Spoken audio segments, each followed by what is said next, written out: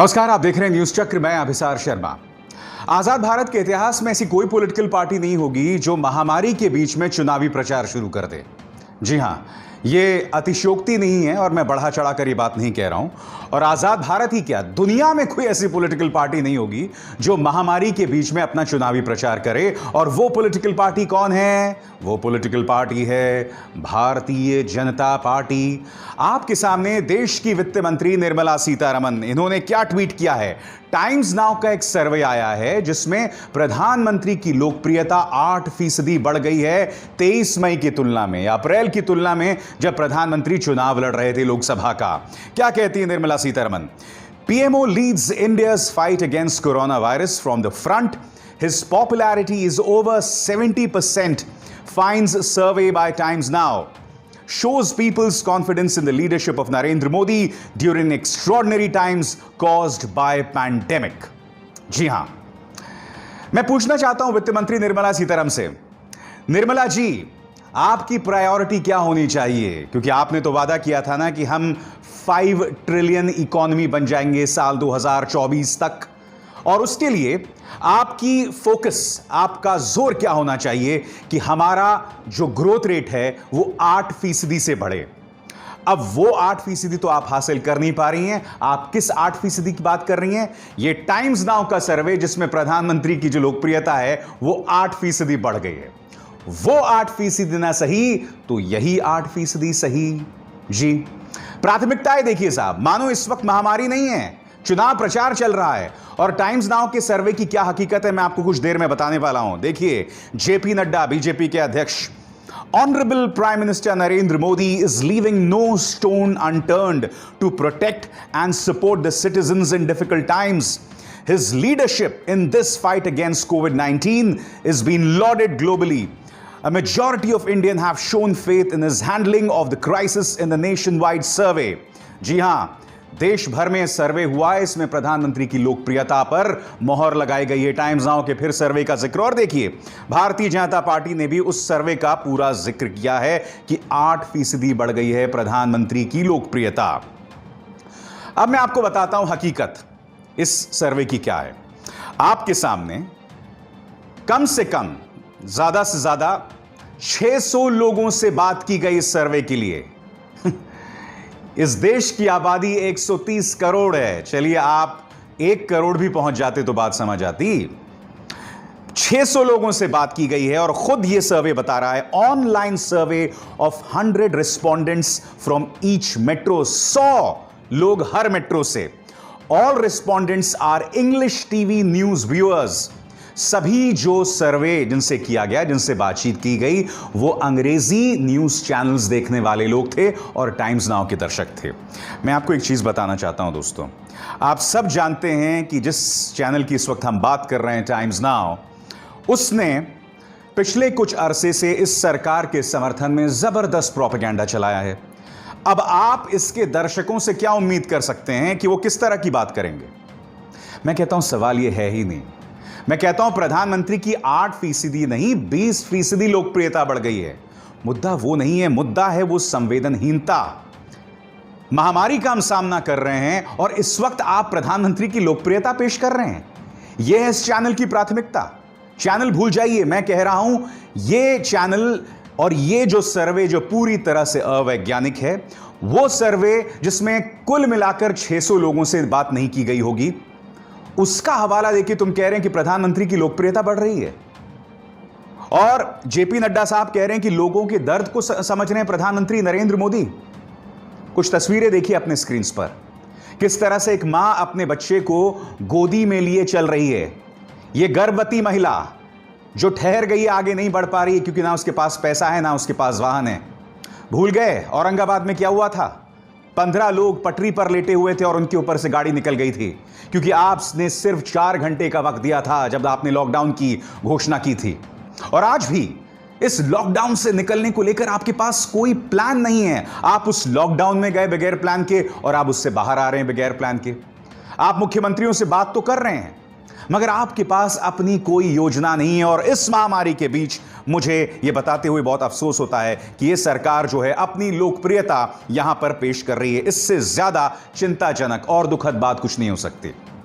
आपकी स्क्रीन पर यह महाशय संबित पात्रा, प्रवक्ता हैं बीजेपी के, उनका ये ट्वीट देखिए और इस ट्वीट के अंदर उन्होंने एक वीडियो डाला है। मैं चाहता हूं आप ये वीडियो देखिए। इस वीडियो के अंदर संबित पात्रा ये दावा कर रहे हैं कि उड़ीसा के जो मजदूर अब गुजरात से निकल रहे हैं, निकलते निकलते वो वहां के जो सरकारी मुलाजिम हैं उन पर पुष्प वर्षा कर रहे हैं। संबित पात्रा, मैं तुम्हें बता दूं कि एक नहीं, दो नहीं, बल्कि तीन बार उड़ीसा का जो मजदूर था वो सूरत की सड़कों पर आया था। वो लगातार ये शिकायत कर रहा था कि किस तरह से प्रशासन उसका रत्ती भर भी ख्याल नहीं रख रही। और आपको शर्म आनी चाहिए संबित, जब मैंने आपसे चुनौती आपको दी थी कि आप जो अपने न्यूज चैनल्स के जरिए, अपने ट्विटर के जरिए जहरीला संवाद फैलाते हैं, आप अहमदाबाद पहुंचते, सूरत पहुंचते और उन मजदूरों की बात करते, क्योंकि आपने पुरी से चुनाव लड़ा था। अब जनता ने आपको बाय बाय कर दिया, वो एक अलग बात है।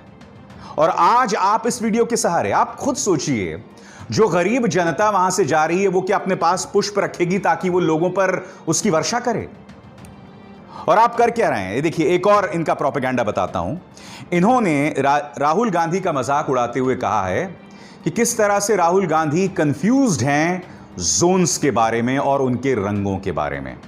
इन्होंने राहुल गांधी का अधूरा बयान पेश किया है। सबसे पहले मैं आपको बताना चाहता हूं कि संबित पात्रा अपने इस ट्वीट के जरिए राहुल गांधी के किस बयान का कितना हिस्सा पेश कर रहे हैं, देखिए। तो रेड जोन है वो एक्चुअली ग्रीन जोन है, और जो ग्रीन जोन है वो एक्चुअली रेड जोन है। अब ये हैं कांग्रेस के एक प्रवक्ता विनय कुमार दुकनिया। इन्होंने मुझे ये पूरा जो राहुल गांधी का बयान है वो भेजा है कि दरअसल राहुल गांधी का पूरा बयान क्या था। अब आप उनका पूरा बयान सुनिए, अब आप खुद फैसला कीजिए कि क्या इस बयान के लिए हमें राहुल गांधी का मजाक उड़ाना चाहिए या क्या करना चाहिए। सुनिए। तो रेड जोन है वो एक्चुअली ग्रीन जोन है, और जो ग्रीन जोन है वो एक्चुअली रेड जोन है।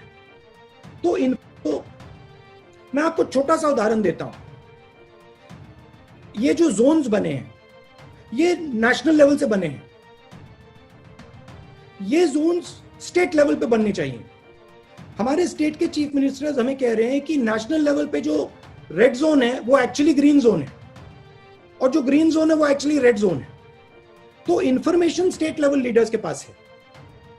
तो जरूरी है कि जो हमारे जोन्स बन रहे हैं, छोटा सा उदाहरण दिया है, जो हमारे जोन्स बन रहे हैं वो एक्चुअली डीएम और चीफ मिनिस्टर के बेसिस पे बनने चाहिए। डीएम के पास इंफॉर्मेशन। तो देखा आपने, एक ऐसे दौर में जब हम सबको एक साथ आना चाहिए और हम सबको एक साथ लाने का कर्तव्य किसका है? केंद्र सरकार का है।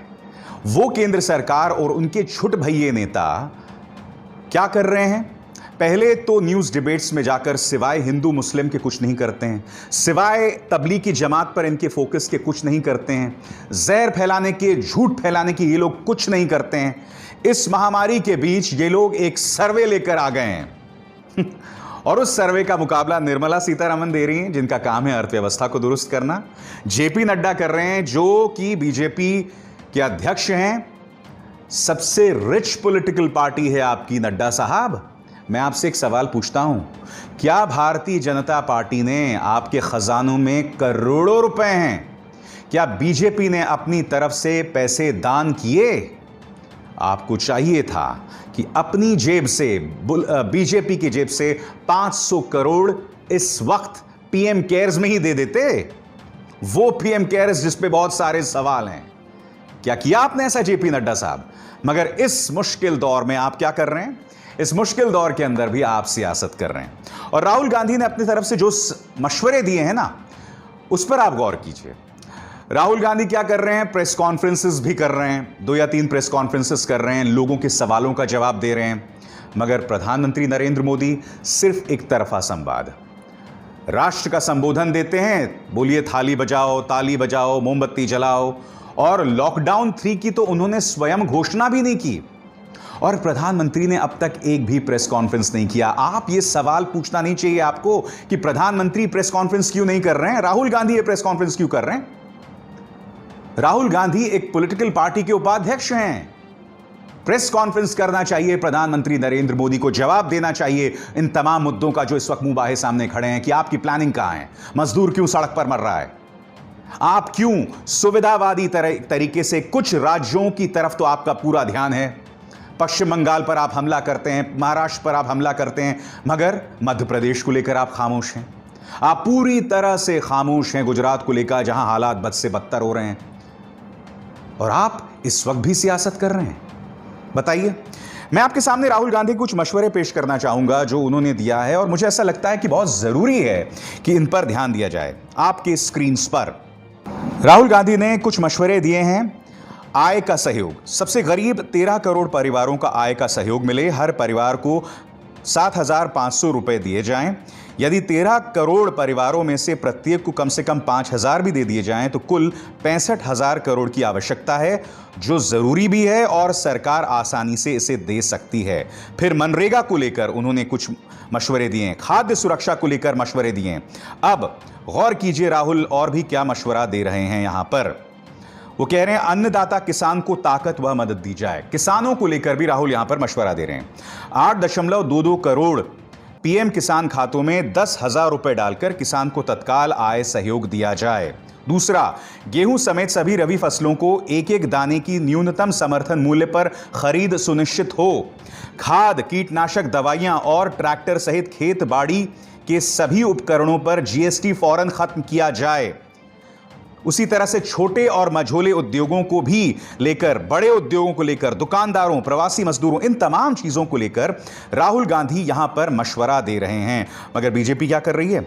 इसको लेकर वो मजाक उड़ा रही है। मैं आपको बता दूं, इस वक्त मेरे साथ कांग्रेस नेता राजीव त्यागी जुड़ चुके हैं। राजीव त्यागी, मेरा पहला सवाल आपसे यह है कि इस वक्त जब देश एक संकट का सामना कर रहा है, हम लॉकडाउन से बाहर आ रहे हैं, उसको लेकर जबरदस्त अनिश्चितता है। निर्मला सीतारमण से लेकर जेपी नड्डा, सभी प्रधानमंत्री की लोकप्रियता बढ़ रही है, उसको लेकर एक सर्वे का हवाला पेश कर रहे हैं। कांग्रेस इसे किस तरह से देखती है? देखिए विशाल जी, जो आप प्रश्न कह रहे हैं कि इस महामारी के संक्रमण के दौरान, इस समय जब पूरा देश परेशान है, परेशानी की हालत में है, कुछ टेलीविजन चैनल्स पे पोल्स दिखाए जा रहे हैं कि प्रधानमंत्री जी की लोकप्रियता बढ़ रही है, तो ये ठीक वैसे ही है कि किसी के विपत्ति काल में किसी के घाव पर नमक छिड़कना और किसी के घाव को खुरच देना बुरी तरह से। आज देश का किसान परेशान है, देश का प्रवासी मजदूर परेशान है, देश का मिडिल क्लास परेशान है कि कैसे अपने बच्चों की फीस भरेंगे, कैसे अपनी गाड़ियों की किस्त देंगे, कैसे मिडिल क्लास के लोग अपने मकानों की किस्त देंगे, कैसे वो अपना खर्चा चलाएंगे। क्योंकि जितने भी प्राइवेट ऑनर्स हैं, इवन सरकार तक देखिए, सरकार भी अपने कर्मचारियों की तनख्वाह काट रही है। एक तो प्रधानमंत्री कहते हैं कि तनख्वाह मत काटिए, मैं अपील करता हूं, और दूसरी तरफ सरकारी कर्मचारियों को डीए काट देते हैं। तो ये दोगलापन भारतीय जनता पार्टी का जनता सब समझ रही है। और ऐसे समय में पोल करना और पोल करके चुपचाप दिखाना, तो ये गोदी मीडिया, या ये कहूंगा मैं गुलाम मीडिया का जो एक कार्य है, उसको भी जनता बहुत माइन्यूटली देख रही है। विशाल जी, आपसे मेरा दूसरा सवाल यहां पर राजीव त्यागी, ये मुझे बताइए कि राहुल गांधी ने अपनी तरफ से जो जो मशवरे पेश किए, संबित पात्रा सरीखे नेता उसका मजाक उड़ा रहे हैं। क्या इस वक्त ऐसा माहौल होना चाहिए, या आपको लगता है कि दोनों आपस में साथ मिलकर काम करें? ये जो सलीका है, ये तरीका है राहुल का मजाक उड़ाने का, उसे आप कैसे देखते हैं? देखिए विशाल जी, आपने जो ये प्रश्न पूछा है कि राहुल गांधी जी की सलाहों का या कांग्रेस पार्टी की सलाहों का भारतीय जनता पार्टी मजाक उड़ा रही है, तो इसका स्पष्ट उत्तर ये है कि प्रवासी मजदूरों के लिए या देश के 13 करोड़ लोगों के लिए अगर कांग्रेस पार्टी, राहुल गांधी कह रही कि 7,500 रुपये उनके अकाउंट में चले जाएं, तो वो मजाक उन प्रवासी मजदूरों का भारतीय जनता पार्टी उड़ा रही है जो दिक्कत में है। देश के 8 करोड़ किसानों के अकाउंट में 5,000 रुपए चले जाएं, जो कांग्रेस डिमांड कर रही है, या श्रीमती सोनिया गांधी जी डिमांड कर रही हैं, राहुल गांधी जी डिमांड कर रहे हैं, तो ये मजाक निश्चित रूप से भारतीय जनता पार्टी देश के किसानों का उड़ा रही है। देश के मिडिल क्लास का मजाक भारतीय जनता पार्टी उड़ा रही है कि उनकी सैलरी कट हो रहा है, उनको नौकरियों से निकाला जा रहा है, वो दिक्कत की तरफ बढ़ रहे हैं। ये मजाक भारतीय जनता पार्टी निश्चित रूप से मिडिल क्लास का उड़ा रही है। और मैं तो ये कहूंगा कांग्रेस पार्टी, श्री राहुल गांधी जी जिस तरह से बड़े बड़े इकोनॉमिस्ट जिनको कि पूरा विश्व रिकॉग्नाइज कर रहा हो, और रघुराम राजन जी एक हमारे देश के गवर्नर रहे रिजर्व बैंक के, इसके अलावा और भी इकोनॉमिस्ट से राहुल गांधी जी बात कर रहे हैं, तो भारतीय जनता पार्टी उन इकोनॉमिस्ट का, पढ़े लिखे लोगों का मजाक उड़ा रही है जिनको पूरे विश्व में सम्मान किया जाता है। अरे कुछ नहीं करते, मनमोहन सिंह साहब से बात कर लेते प्रधानमंत्री जी। मनमोहन सिंह साहब ने हमेशा देश को राह दिखाई आर्थिक संकट के समय में, तो निश्चित रूप से ये इतना बड़ा आर्थिक संकट आता ही नहीं। तो ये थे राजीव त्यागी। मगर एक ऐसे दौर में जब भारतीय जनता पार्टी इस संकट को भी एक चुनावी प्रचार के तौर पर देख रही है, अपने विरोधी राजनीतिक दलों को टारगेट कर रही है, जो विरोधी पार्टियां जहां राज्य में सरकार है जिनकी, वहां उन्हें टारगेट कर रही है, ऐसे वक्त में आप पीएम केयर्स पर सवाल नहीं कर सकते। जी हां, वो पीएम केयर्स नंबर 1 आपकी स्क्रीन पर, इस पर सवाल नहीं किया जा सकता। नंबर 2, क्या आप जानते हैं कि पीएम केयर्स का ऑडिट सिर्फ इसके ट्रस्टीज कर सकते हैं, और वो ट्रस्टीज कौन हैं?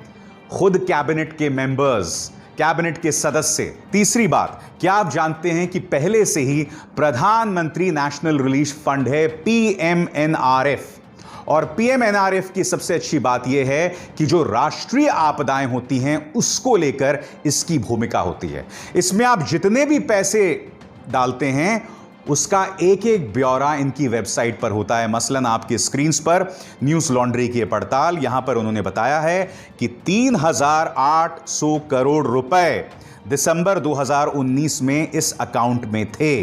तो पारदर्शिता भी है, मगर पीएम केयर्स को लेकर कोई पारदर्शिता नहीं है। क्या यह सवाल नहीं उठना चाहिए?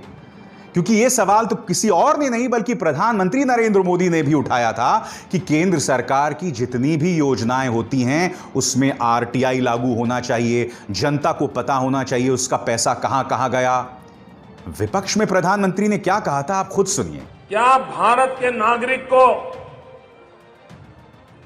दिल्ली सरकार के खजाने का खर्च कहां होता है वो जानने का अधिकार है?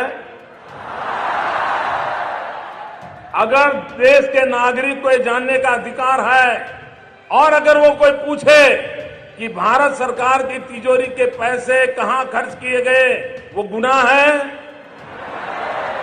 क्या ये पूछना सही है? राइट टू इंफॉर्मेशन, हमने लोकतंत्र को मजबूत बनाया है, तो आपको जानकारी देनी चाहिए कि नहीं देनी चाहिए? अब आप बताइए मोदी जी, क्या आपको नहीं लगता जो बात आपने विपक्ष में कही थी, अब यही बात जब आप सत्ता पक्ष में हैं आपके पीएम केयर्स पर भी यह लागू होनी चाहिए? आप जानते हैं मुझे क्या लगता है? मुझे ऐसा लगता है कि पीएम केयर्स सिर्फ इसलिए लाया गया है ताकि यह सरकार यह जतलाना चाहती है कि संकट की इस घड़ी में हम कुछ कर रहे हैं। अगर आप एक पुरानी योजना को ही सामने लेकर आएंगे तो लोगों को लगेगा साहब काम तो कुछ कर ही नहीं है सरकार, इसलिए आप एक शिगुफा ले आए जिसका नाम है पीएम केयर्स। हालांकि मैं आपको बता दूं, इस योजना में मैंने भी पैसे कंट्रीब्यूट किए हैं, मगर इसके साथ साथ मैं और मेरा परिवार जो बाकी गरीब हैं, खासकर मेरे घर के आसपास जो रहते हैं, उनकी जिंदगी को थोड़ा आसान कर सकूं उसमें मैं योगदान देते रहता हूं। और मैं उम्मीद करता हूं आप, खासकर जो मध्यम वर्गीय परिवार से हैं, आप खुद भी ऐसी चीजें करते रहें। इसलिए बहुत जरूरी है कि पीएम केयर्स में पारदर्शिता हो, और पारदर्शिता तो कहीं नहीं है। पिछले हफ्ते अचानक गृह मंत्री अमित शाह जो हैं वो अवतरित हुए। कैसे अवतरित हुए? उन्होंने अपने ट्विटर अकाउंट पर एक संदेश दिया। इसमें जबरदस्त कटाक्ष था कि कुछ लोग मेरे मरने की दुआएं कर रहे हैं। मैं बता दूं कि मैं पूरी तरह से स्वस्थ हूं और ये लोग जो मर्जी कहते रहें, मुझे कुछ नहीं होगा। कुछ लोगों ने अफवाह भी फैलाई, मैं उन्हें माफ करता हूं, उनका मुझ पर कोई असर नहीं पड़ता। इसको लेकर खुद जेपी नड्डा भी सामने उभर कर आ गए। एक तो इस देश में लोग इतने कभी कभी वाहियात सोच के हैं कि वो गृह मंत्री के बारे में ऐसी अफवाहें फैलाने लगते हैं, इनको शर्म भी नहीं आती है। अब 4 लोगों को गिरफ्तार किया गया है अहमदाबाद में। अब जैसी आप करोगे वैसा आप भरोगे, सीधी सी बात है। मुद्दा ये नहीं है। मुद्दा क्या, मैं आपको बताता हूं। मुद्दा यह है कि आप जानते हैं कि अमित शाह दिल्ली चुनावों में कितने सक्रिय थे। याद है आपको? बाबरपुर में बटन दबाओ करंट शाहीन बाग में लगेगा।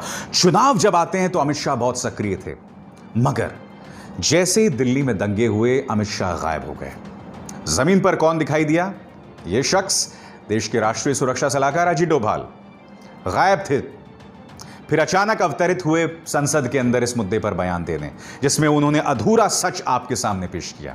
अब इस पूरे प्रकरण के दौरान वो कभी नहीं दिखाई दिए, और जब उनसे सवाल किए जाते रहे कि आप हैं कहां, मेरे जैसे पत्रकार जब सवाल करते रहे, तो क्या आप जानते हैं अभी हाल ही में 3 पत्रकारों पर FIR दर्ज किया गया है, जो लोग दंगा भड़काने का जिन पर आरोप है। उनमें से एक पत्रकार ने एक दूसरे पत्रकार से सवाल पूछा। वो पत्रकार जो ये सवाल पूछ रहा था कि अमित शाह कहां हैं, उन्होंने दोबारा पलट के उससे बोला कि अरे अमित शाह तो अपना काम बखूबी कर रहे हैं, आपको किसने हक किया अमित शाह से सवाल करने का।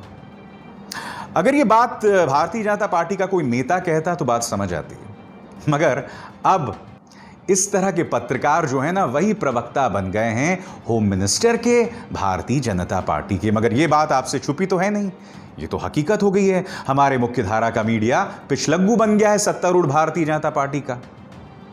तो बहुत अच्छी बात है अमित जी कि आपने अपने स्वास्थ्य को लेकर जो एक भ्रांति थी, अफवाह थी, उसको क्लियर किया।